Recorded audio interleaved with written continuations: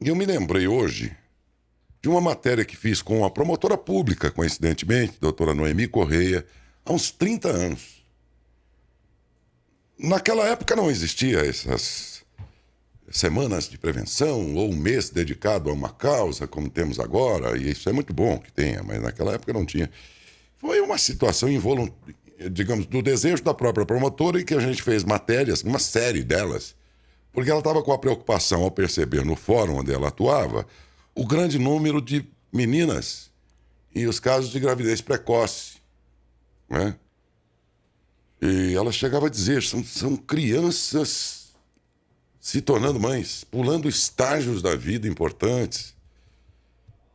E depois o tempo passou, e agora sim, há todo um movimento aí, não só por esta, mas por outras causas, no sentido de conscientizar as pessoas, os pais, dependendo de cada enfoque aí, as pessoas interessadas. E estamos dentro daquela que é uma semana de prevenção à gravidez na adolescência. Então é muito bom que esse evento aconteça, essa semana aconteça, exatamente para despertar na sociedade aí uma reflexão, uma preocupação, uma vigilância, a observação dos pais, uma série de situações que podem culminar, se não acontecer isso, com essa gravidez na adolescência. E mais todas as decorrências disso tudo, porque não se trata só de ter uma gravidez na adolescência. Invariavelmente, aí o comentário é meu, o que se vê depois é o avô e a avó virando mãe de novo. Que eles é que vão criar até um certo tempo, sei lá, até que essa menina ganhe intelectualmente aí a capacidade para cuidar, porque é uma criança cuidando de outra.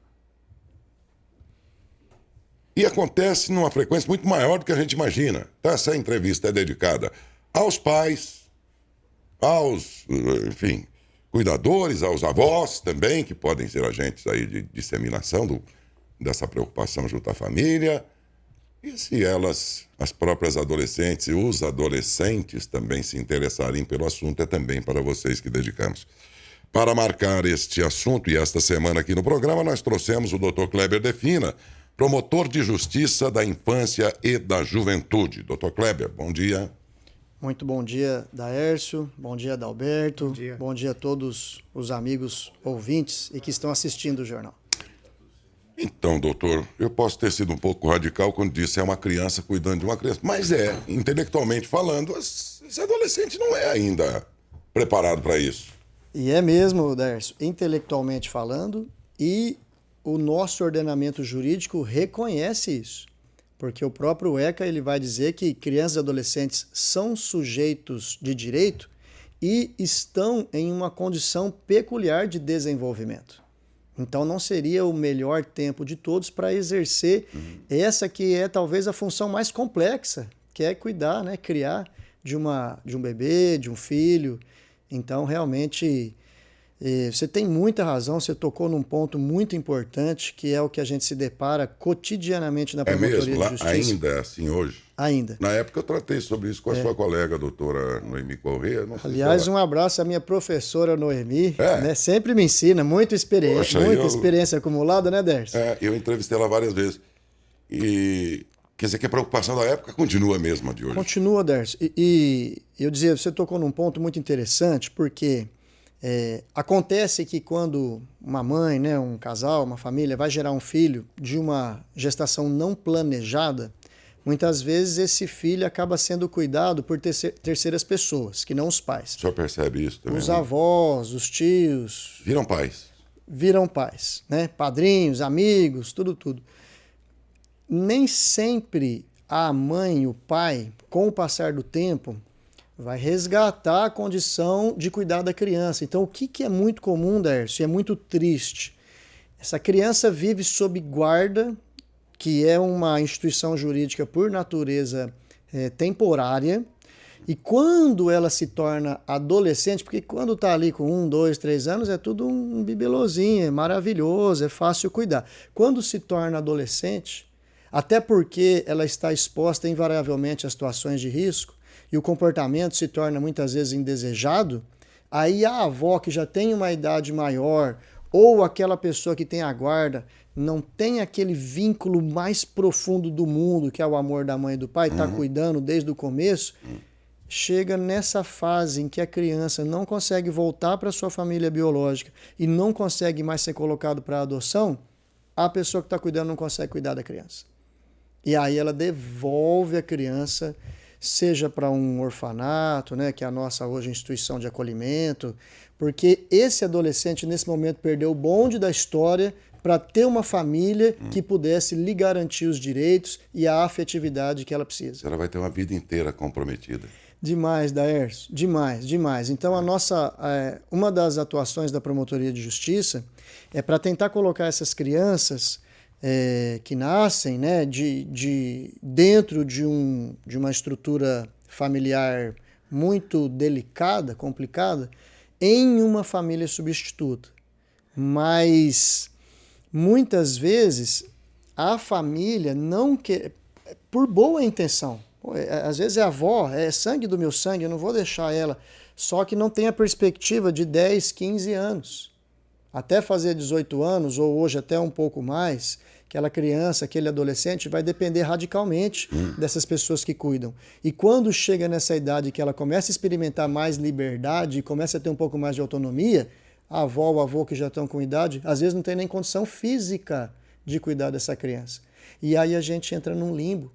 E isso faz com que se multiplique essas situações de violação de direito. E tudo começa, muitas vezes, em uma gestação indesejada, desprogramada e muitas vezes muito cedo, né? Que a mãe e o pai não tinham ali condições financeiras, psicológicas, maturidade mesmo para cuidar da criança. A frase que você usou, uma criança cuidando de outra criança. Ironicamente, essa menina está numa idade que a parte reprodutiva dela está apta, pronta, mas intelectualmente ela não está.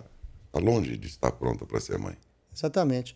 O Isamitiba tem uma frase muito legal que ele diz que gerar filhos, a gravidez, é um sucesso biológico, mas um fracasso sexual. Exatamente. É muito interessante. Vamos reportar aqui agora a responsabilidade dos pais, principalmente de conversar com essa menina desde mais cedo, inclusive.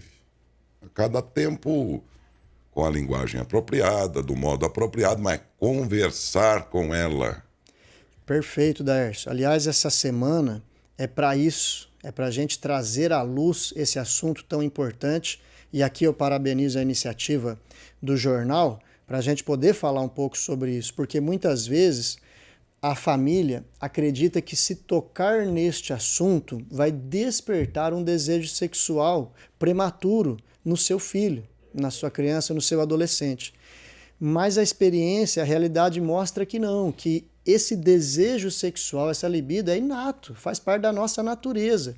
Então cabe à família não é silenciar, mas é falar de maneira que a criança ou adolescente possa ir entendendo a situação. Por quê? Porque se não é a família a tratar deste assunto, o silêncio dentro da família faz com que a criança ou adolescente vá procurar a informação, já que ela tem dentro de si a vontade, ela vai procurar a informação em fontes que nem sempre a família vai gostar. E aí o senhor entrou na minha próxima pergunta, não é que eu vou interrompê-la, eu vou aproveitar essa deixa, porque a minha próxima pergunta era esta. A sexualidade, então, se revela a partir de certa idade, mas desde pequeno, de certa forma, não sexualidade no sentido do sexo, da prática, não, mas da manifestação natural do ser humano em começar a ter o primeiro aprendizado ali de sexualidade. E dizem que isso começa já a partir dos 4 anos e pouco, até os 8, quando a criança, a menina, ela é mais próxima do pai, o menino mais próximo da mãe. E aí é o namoradinho dela, né? O papai é o namoradinho da menina. Mas depois, na hora de dormir, aí o papai ele já tem uma namorada, e a menininha não tem. Então, é uma coisa totalmente inocente, gente. Por favor, não confundam isso com práticas efetivamente sexuais, tá? Mas é dali que eles começam a aprender as coisas. E aí vem, eu vou pegar o gancho aí no que o senhor está dizendo, uma entrevista que eu ouvi de uma ginecologista de São Paulo, numa emissora de lá, Se os médicos estiveram ouvindo aí, se não estiver correto, eu estou me baseando nela. As meninas menstruavam lá pelos 12, 13 anos, não era assim? Né? Dando a sua iniciação sexual e tal ali. E ela estava dizendo que tem relatos e que ela atendeu, hoje em dia, a menina iniciando esse processo aos 9, 10 anos. E perguntado, mas por que agora é mais cedo? Porque a exposição sexual do celular da mamãe, de vez em quando escapa lá, ele pode acessar uma imagem com apelo de excitação e não sei o quê, e isso está antecipando o despertar dessas crianças, meninos e meninas. Estão tendo acessos muito cedo a conteúdos pornográficos, inclusive. Eu fiquei assustado, doutor, com isso. E é para assustar. Ainda bem que tem gente que se assusta com isso, porque na verdade existe um mercado assentado sobre essa premissa e que não está nem aí em publicar uma tal de erotização precoce. Músicas, doutor. Vou pegar um exemplo sem querer discriminar um tipo de música, mas é uma realidade. Existe um funk que é para isso. Cheio de palavrões. Um tipo de funk é para isso. Você pega uma música igual da Anitta, vamos dar o nome aos nomes, e esse gênero de música, e aqui eu não estou fazendo um juízo de valor se é bom ou se é ruim, eu estou falando que ela faz isso. Ela contribui para essa espécie de erotização precoce e vai desaguar em uma série de consequências, inclusive de problemas de saúde pública. Exatamente. Gente, ninguém tem nada contra o ritmo funk, não é isso? Nós estamos falando das músicas. Exato. De uma parte delas cujo teor você teria vergonha de ouvir. Passa um carro na rua ali, fala um monte de palavrão, apelos sexuais. E crianças reproduzindo gestos que às vezes não tem nem consciência do que está fazendo. E a mãe ensinando do lado. Aquela menina bonitinha e a mãe ensinando isso. É sem noção esse negócio, doutor. É sem noção. Sem noção. Daí a extrema relevância da gente falar um pouco sobre os efeitos dessa iniciação sexual precoce. Né? Porque, como você mesmo bem disse, às vezes o corpo ele está preparado, né? Infelizmente se prepara às vezes mais cedo. Né? Então você tem muito hormônio e pouca experiência, pouca maturidade psicológica de informação. Então uma semana como essa é para a gente trazer informação. E a gente sabe que estudos que se debruçaram aí sobre a gestação na adolescência e muitas vezes na infância, né? A gente fala que é criança até 12 anos e adolescente até 18, entre 12 e 18. Eles vão incrementar uma série de riscos, tanto do ponto de vista físico, quanto do ponto de vista emocional, quanto do ponto de vista social. Então, os médicos podem falar muito bem sobre a gama de consequências drásticas físicas. Há uma probabilidade de uma adolescente morrer no parto 2 vezes maior do que se a mãe tivesse mais de 20 anos. E mais um monte de coisa, desenvolver hipertensão, pré-eclâmpsia, uma série de coisas decorrentes em prejuízo da saúde da gestante e do bebê. Então isso do ponto de vista físico. Do ponto de vista emocional, você tem também uma série de perdas, de frustrações, de reincidência de ciclos de discriminação, de violência, e do ponto de vista social ainda mais um monte de consequências. E vou usar aqui um exemplo, a descontinuidade escolar, que muitas vezes a mãe, por conta da gestação, precisa parar os estudos, por conta da maternidade não consegue voltar aos estudos, e você imagina o que isso vai produzir lá na frente. Pulou uma etapa. Né? Porque sem completar o ciclo de estudos, ela está fadada a não conseguir membrar de maneira saudável no mercado de trabalho. Sim. E aí ela vai ter que conviver ou com desemprego ou com subemprego. Com isso, a renda dela cai e com pouca renda ela tem menos acesso à informação, fica mais vulnerável a uma série de violências e o ciclo se perpetua. Tudo por conta, né, daquilo que aconteceu. Então, assim, é uma avalanche de consequências daninhas que a gente poderia evitar com informação. Com uma família muito bem posicionada. A Constituição diz que cabe primariamente, e a minha tese é essa, e eu gosto da Constituição quando ela diz isso, cabe... A criança e adolescente, ela está numa fase, ela é tão importante para a nação, para as nossas vidas, que ela precisa de uma conjugação de esforços da família, da sociedade e do Estado. São essas três palavras que a Constituição usa. E eu acredito nesta ordem, porque é na família que a criança tem o seu espaço de cumplicidade, de absoluta confiança. A gente acredita que a mãe ama sacrificialmente aquela criança, então vai poder passar para ela a informação mais adequada e mais compatível com os valores da família. É ali que tudo tem que começar. É ali que deve começar. E essa conversa é interessante para que a gente seja despertado para não terceirizar esse tipo de educação, que é a educação sexual, para um terceiro ente que muitas vezes ele não vai concordar com o que ele está falando. Exatamente. A escola é muito importante nesse processo. A escola, eu acredito, seja a principal parceira da família. Mas a família não pode ser negligente. De jeito nenhum. Então, e achar que do portão da minha casa para fora, a minha filha, o meu filho, é um problema do conselho tutelar, é aquela mamãe senta para assistir o Big Brother, de onde ela sabe tudo, de cada personagem e tudo mais, mas não sabe a filha com quem está. Exatamente. E aí a gente está, às vezes, consciente ou inconscientemente, perpetuando um ciclo de violação de direitos. Doutor, estamos falando aqui da menina, porque ela é quem vai gestar tudo isso. Mas e o menino? Quase sempre, esse parceiro dela, no caso dessa gravidez precoce, é alguém da idade ou é alguém mais adulto? Tem as duas coisas. Pai. Tem as duas coisas, Darcio. Lá na promotoria a gente chega, vez ou outra, chega a algum caso, porque o nosso Código Penal, isso já foi alvo de muitas discussões, tanto doutrinárias quanto dos nossos tribunais. Mas o Código Penal estabelece isso de maneira muito inequívoca, que relação sexual com menor de 14 anos, homem ou mulher, menor de 14 anos, é violência presumida. Por que presumida? Porque a legislação parte do pressuposto que, abaixo dos 14 anos, aquela pessoa não teria ainda condições de discernir exatamente o que ela está fazendo. No que está certo. Isso.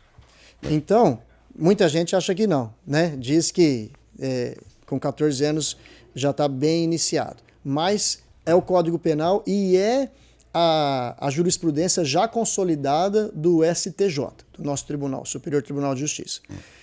E aí, Daércio, eu pego casos em que adolescentes vão promover esse estupro, porque como é violência presumida, encaixa na figura de estupro.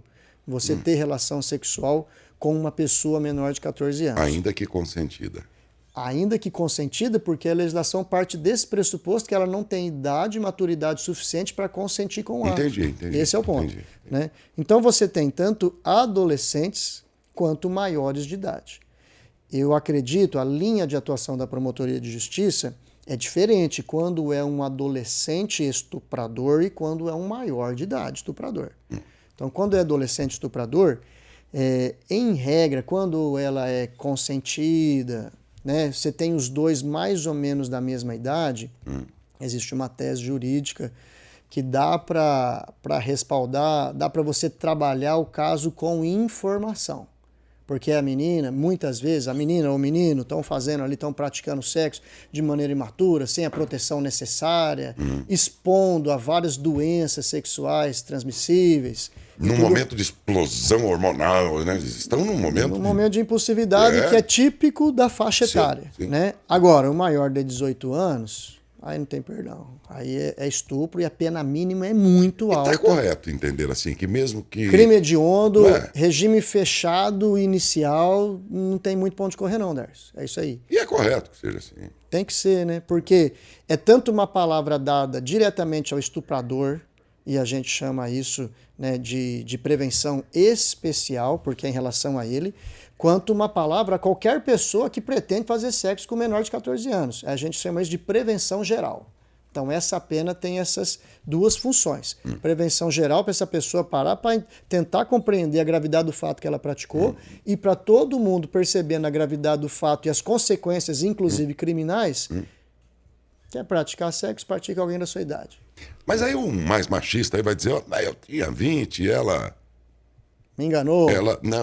Vai dizer assim, eu não sabia que ela tinha menos 14, porque as meninas, e é verdade, as meninas hoje, aos 13 anos, se ela se vestir como alguém mais adulto, ela passa por alguém mais adulto. Elas ficam moças e despertam na compleição física, tudo assim, a ideia de que, dependendo da roupa e tudo mais, vai, de alguma forma, passar a ideia que ela tem muito mais que 14. O cara vai dizer, mas eu não sabia, eu não tinha como pedir o RG dela. Se ela parecia ser. Ô, Dércio, e aí, nesse caso? E quando a menina ainda frauda o RG para entrar numa festa? Tem mais isso, é? Tem tudo isso, Dércio. Tem tudo isso. Então, assim, tem as que não apresentam o RG para falar que não tem idade e tem aquelas que fraudam o RG, aquelas e aqueles que fraudam o RG, por exemplo, para entrar numa festa que é open bar. Aqui no município, não é permitida festa open bar com ingresso de adolescentes, de crianças muito menos. Então, o adolescente que quer ir, muitas vezes, paga para fazer lá um RG, alguma coisa nesse sentido. Mas respondendo a sua pergunta, né?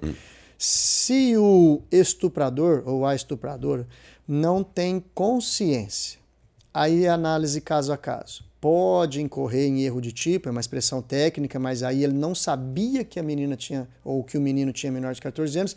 Você vai fazer análise caso a caso para ver se é plausível a tese, porque como você mesmo disse, às vezes é. Mas muitas vezes é só mais uma alegação para ele se ver livre da pena, que ele vai mentir para falar isso também, isso é muito comum. Doutor Kleber, eu vou para um outro extremo agora. Outro dia eu acompanhava uma matéria que tratava sobre a gravidez tardia.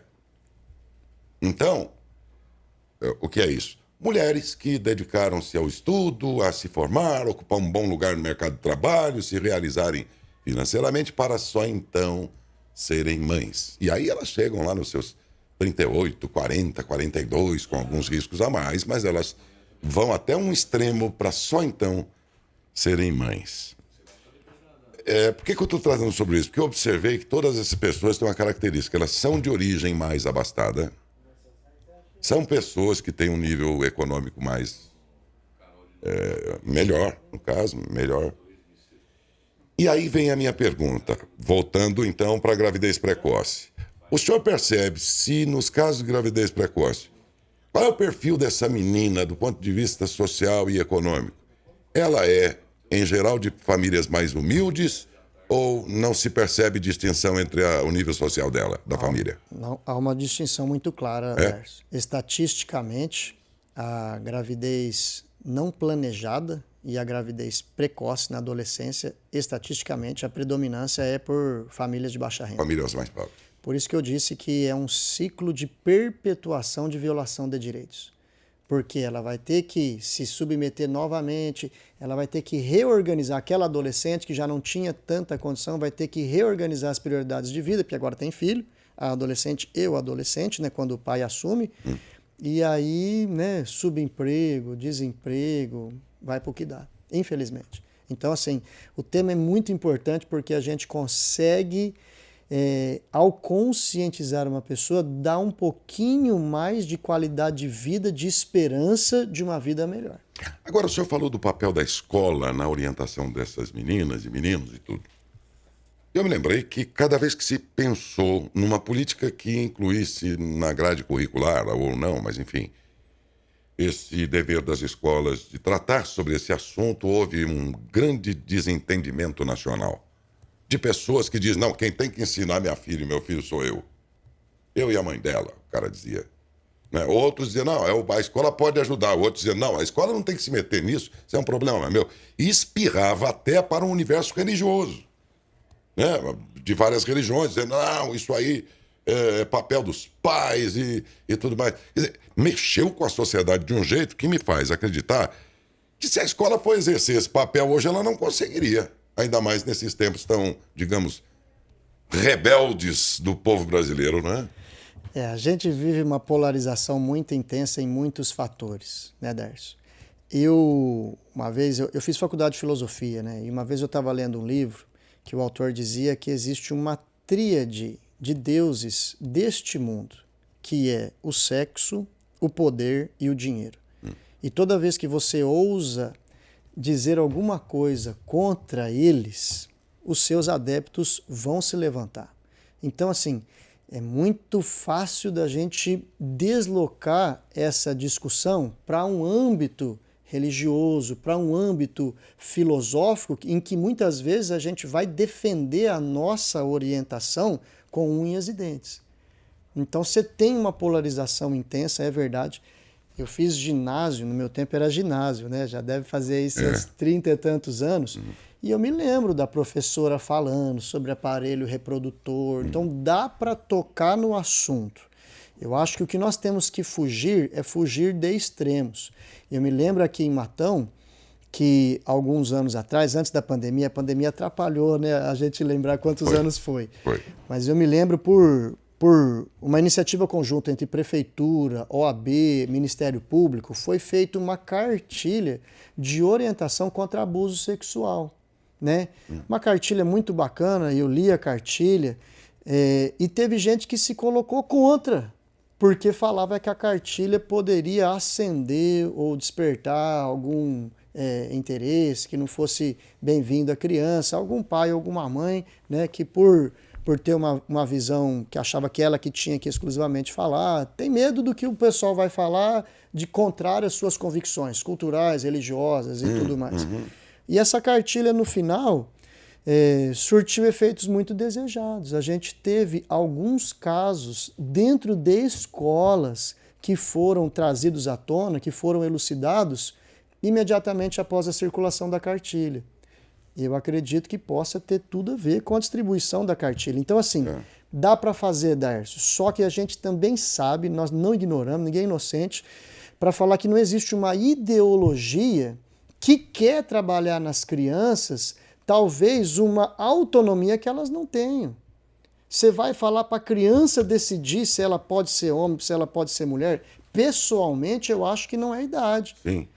Mas se tratar na escola, por exemplo, da parte científica, da composição física e química do organismo dessa menina, coisas que a ciência já provou e tudo, que não trazem nenhum apelo de ordem de excitação, é uma questão... Acho que a escola poderia ajudar nesse sentido. Pode e deve, Darcio, pode e deve. Tocar no assunto com sabedoria, ela é a principal parceira da família. Eu acompanhava eu não sei se é blog, um site da internet, Dr. Guilherme Shelby. Ele é procurador da República e ele é militante de salvaguardar direitos das crianças e dos adolescentes. E ele compilou uma série de materiais didáticos que foram distribuídos nas escolas no Brasil, que você fala assim, não é possível, cara. Isso é apologia ao estupro. Uma simulação de adolescente e criança fazendo sexo oral. Quer dizer, extrapolou, né? Para você ensinar dentro da escola um negócio desse, não tem pé nem cabeça, não tem cabimento. Então, assim, a gente tem que fugir desses extremos. Não é para ficar silente e também não é para fazer essa apelação, que a gente sabe que o efeito vai ser igualmente... falta saúde nisso. Isso. Aí o cara se rebela, né? Porque a escola não tem que mexer com isso.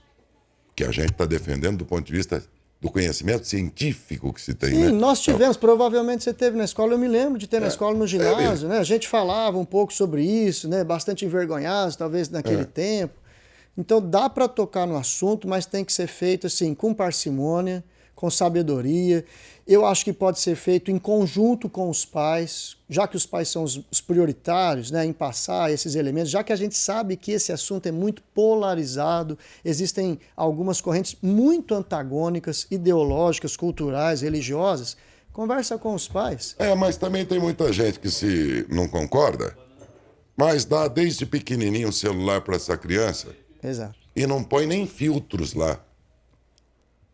Porque os conteúdos de internet você pode estabelecer filtros, de modo a evitar acessos dessa criança a material pornográfico, que em nada se assemelha com a ideia de se ensinar a parte científica, química e tudo mais, biológica dessa criança, de como é o ser humano e tudo mais, né? Mas, então, ele se rebela contra uma coisa, mas o celularzão, Tá o lá. sujeito tá no churrasco lá, a criança tá dando um pouquinho de trabalho, ele já enfia o celular na cara do moleque, O e Darcy, sem filtros. e me permite, você tocou num ponto importante, né, que é abrir toda a programação da internet, que tem tudo de bom e de ruim, né? E digo mais, o coração do homem às vezes é muito mau. Quantas vezes a gente já viu que dentro de uma programação infantil alguém coloca alguma coisa totalmente fora da casinha? Filminhos de crianças que vão incentivar crianças a se machucar, a Tem. se suicidar. Também tem, então. Coisa absurda. E a mãe e o absurda. pai tá olhando esses conteúdos aí que tá chegando lá e você acha que é desenho inofensivo. Então, o que eu quero dizer é isso. Mesmo conteúdo infantil, cabe à família fazer essa supervisão, porque a criança não vai entender a Não diferença. vai. As musiquinhas de sertanejo universitário, tem umas... Eu não tô generalizando, hein? Desculpe, eu sei que tem lá. Mas tem umas que é pura apelação. Pura. E a mãe dança com a criança e canta junto. Isso que me assusta. Lamentável. Porcaria de música mal feita. Não é música aquilo. Mas vira É feito sucesso, para rapaz. ganhar dinheiro, né, Darcio? Corre dinheiro por trás, Pois é. então assim, o importante é ter lucro. E aí explora-se o que tem, às vezes, né, de mais animal no ser humano. Que coisa. Gente, o assunto é bem complexo. Não temos aqui o propósito de com essa entrevista, resolvê-lo, mas nós abrimos aqui o debate. Nós queremos provocar os pais, avós, os próprios meninos e meninas a pensar um pouco sobre isso. Né, doutor? Exatamente. Essa semana é para isso, né? O problema, como você disse, tem muitas vertentes, é complexo e a gente precisa jogar informação na mesa. Acho que todo mundo que quer o bem-estar das nossas crianças e dos adolescentes precisa se debruçar para isso, porque é a realidade. O sexo é uma das melhores coisas da vida. Então a gente precisa trabalhar esse tema com responsabilidade. Você precisa ensinar para a criança e do adolescente o que é autocuidado, o que é responsabilidade Exatamente. com o seu corpo, com o corpo da outra pessoa. É uma coisa profunda. Com certeza. Então, gente, cuida da tua filha e do teu filho antes que alguém assuma essa função.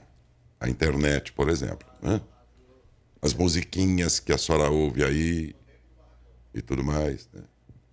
E até os aparentes desenhos infantis inofensivos. Mas olha o conteúdo do desenho, porque pode estar se escondendo ali alguma coisa. Então, ou a gente cuida, ou alguém vai cuidar para nós. É isso. Não vai ter vácuo, Darcio. Não tem jeito. Não tem. Doutor, muito obrigado pela participação. Eu, inclusive, queria, Adalberto, ver se para a semana que vem a gente consegue trazer aqui no programa algum profissional que fale sobre essa antecipação da sexualidade nos meninos e meninas. Está acontecendo um fenômeno muito interessante, parece estar muito associado com as internets e tal. As meninas menstruando e tudo mais muito mais cedo, os meninos também tendo um despertar muito precoce. E até onde isso aí pode ser ruim para o resto da vida, inclusive, dependendo do que acontecer. Doutor Kleber, muito obrigado, um bom dia, viu? Eu que agradeço, Daércio, Adalberto, a todos os ouvintes. É sempre um prazer poder voltar aqui a essa casa e encerro aqui parabenizando a iniciativa de todos vocês em darem aí reverberação a esse assunto tão importante. Muito obrigado. Conversei com o Dr. Kleber Defina, promotor de Justiça da Infância e Juventude, em função da Semana Nacional de Prevenção à Gravidez na Adolescência.